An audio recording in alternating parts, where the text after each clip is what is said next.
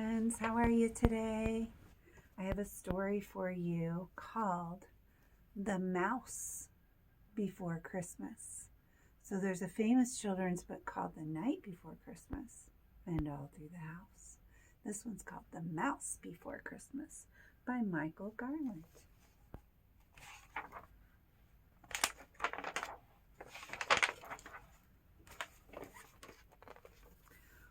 On the night before Christmas, there was a young mouse who was stirring and whirling all through the house. He longed to see Santa, that jolly old soul, so he stayed awake late and then crept from his hole. See him down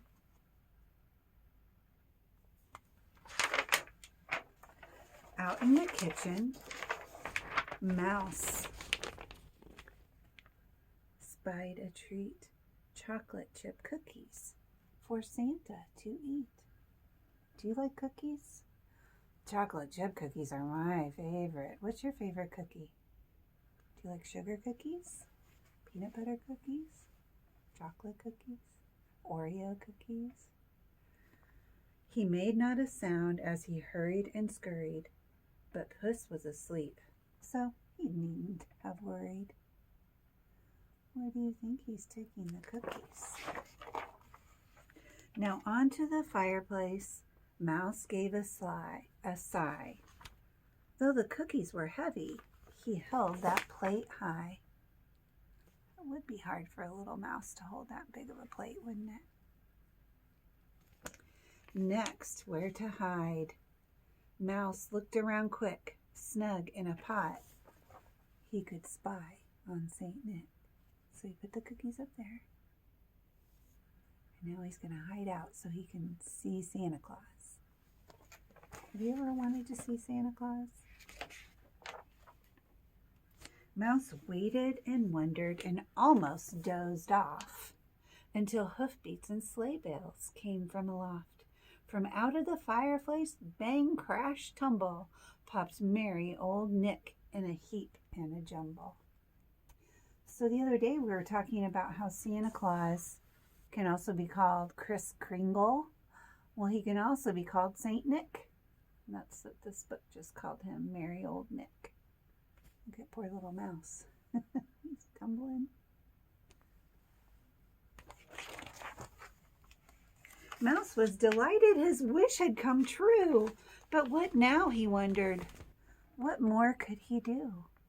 As Santa stuffed the stockings, which started to sag, Mouse tippy-toed near for a peek in Santa's bag.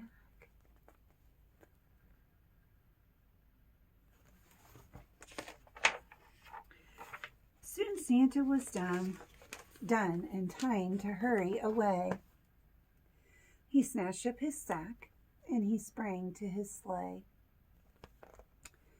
With a whoosh and a swish, Mouse bumbled inside, but down in the darkness was no place to ride. It's stuffy, it's crowded, Mouse started to shout, and he squeezed and he wiggled to scramble his way out. So he's down in Santa's bag.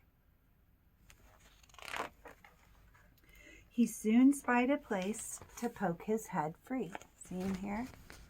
Right there.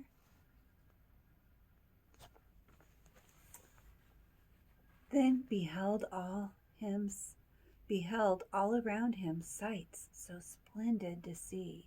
He was high above earth in the winter night sky, streaking past stars in a sleigh that could fly. Mouse loved this new feeling, and when he looked down, far distant below shone the lights of his town. Would you be scared to fly up high in Santa's sleigh? I think I might be a little scared. I'm kind of a little bit scared of heights. Onto rooftops, down chimneys, old Santa did race. Mouse marveled the reindeer could keep up with the pace. They soared past high mountains, skimmed low near a river. Twists, dips, and turns set Mouse's tummy all a quiver. So Santa has to drive pretty fast to get everything delivered, right? Making Mouse's tummy feel kind of funny. Over bridges and castles, towers they flew, rooftops of London, and that gave Mouse a great view. Thrilling sights waited in each foreign land. In Holland, the windmills by moonlight looked grand. So Holland is a place across the ocean. The Santa flies all over the world, right? Here's some of the things Mouse sees. Mouse had never imagined a world so wide that he lost count of all the wonders he had seen on his ride. Leaning Tower of Pisa, the pyramids in Egypt, Eiffel Tower, Statue of Liberty. Those are all real places. Crossing cities and countries, over deserts and sea, past the Sphinx and two towers, and Miss Liberty. At the end of the night, to the very last house, Santa peeked in his sack and said, "Why, what's that? A young mouse?" Mouse was so startled he feared he'd just squeak, but in Santa's kind gaze, he found that he could speak. "Oh, Santa, I'm sorry for sneaking this ride, but your bag was so tempting that I climbed right inside." Do you think Santa's going to be mad at him? He doesn't look mad, does he? Santa just chuckled. "Oh, little friend, don't worry. Hop on my hat. You'll be home in a hurry." Mouse clung to the fringe. The wind chilled his face. The rocket-like sleigh zoomed and hurtled through space.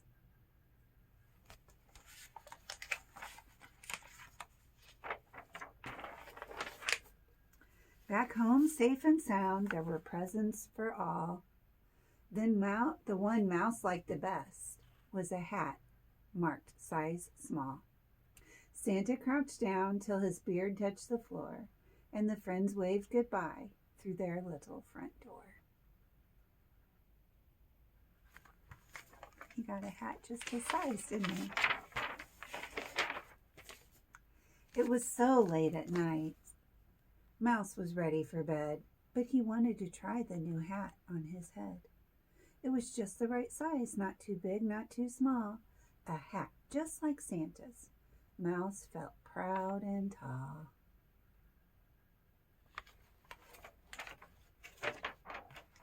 Mouse snuggled down, letting dreams fill his eyes, hearing words meant for him from a voice deep and wise. If you do all the things that a good mouse should do, don't be surprised when your wishes come true. Merry Christmas, dear mouse. Merry Christmas to you. The end. Look, all the other mice are waking up and opening their presents. He's sleepy. He had a long night, didn't he, riding in Santa's sleigh? And his wish had come true that he got to see Santa.